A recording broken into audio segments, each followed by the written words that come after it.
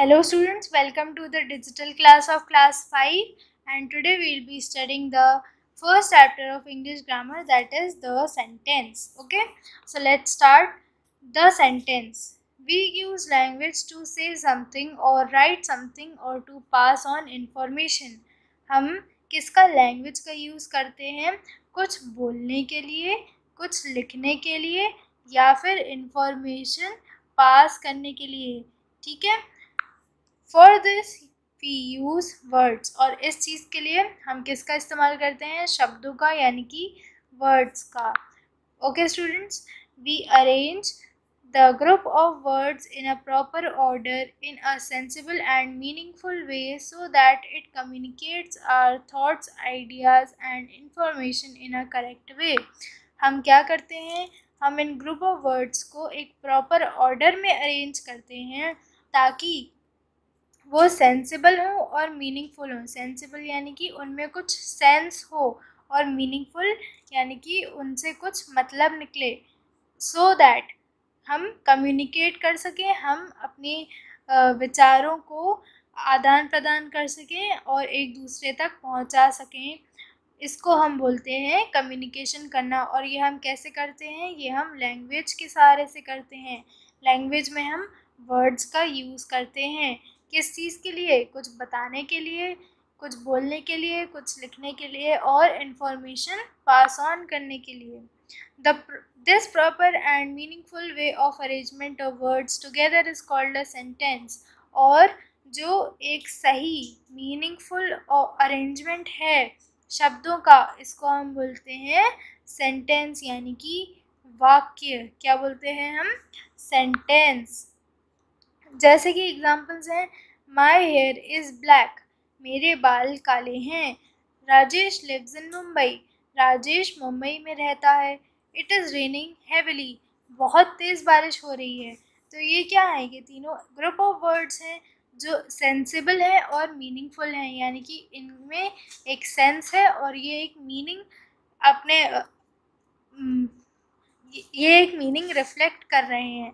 तो ये क्या है? एक सेंटेंस. उसके बाद sentence is a group of word which makes a complete sense and conveys proper information and contains a verb. Sentence क्या है? Group of word है जो एक complete sense बनाता है और information convey करता है. और क्या करता है? एक verb contain करता है. उसमें क्या होता है? एक verb होता है. A sentence begins with a capital letter. एक sentence हमेशा एक capital letter से शुरू होता है और ख़त्म किससे होता है? फुल स्टॉप से, क्वेश्चन मार्क से या फिर एक्सक्लेमेशन मार्क से. ठीक है, इन तीनों चीज़ों से वो एंड हो सकता है.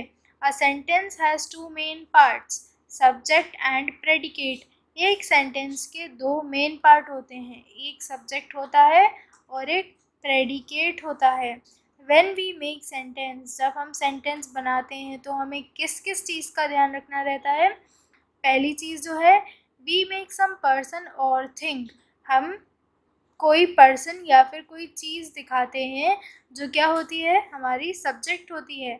और दूसरा, से समथिंग अबाउट दैट पर्सन और थिंग. और जो दूसरा पार्ट होता है सेंटेंस का, वो कुछ बताता है इससे किसी पर्सन के लिए और थिंग के लिए या फिर किसी सब्जेक्ट के लिए. उसको हम क्या बोलते हैं? उसको हम बोलते हैं प्रेडिकेट.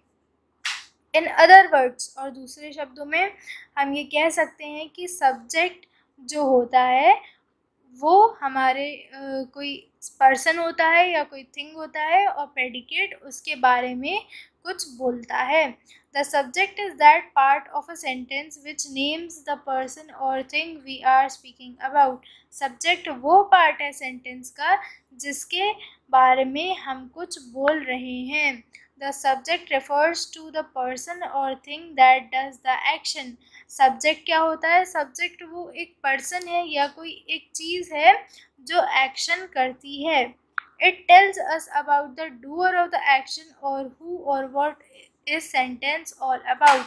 और ये हमें doer of the action के बारे में बताता है, यानी कि एक्शन कौन कर रहा है और सेंटेंस किस चीज़ के बारे में है.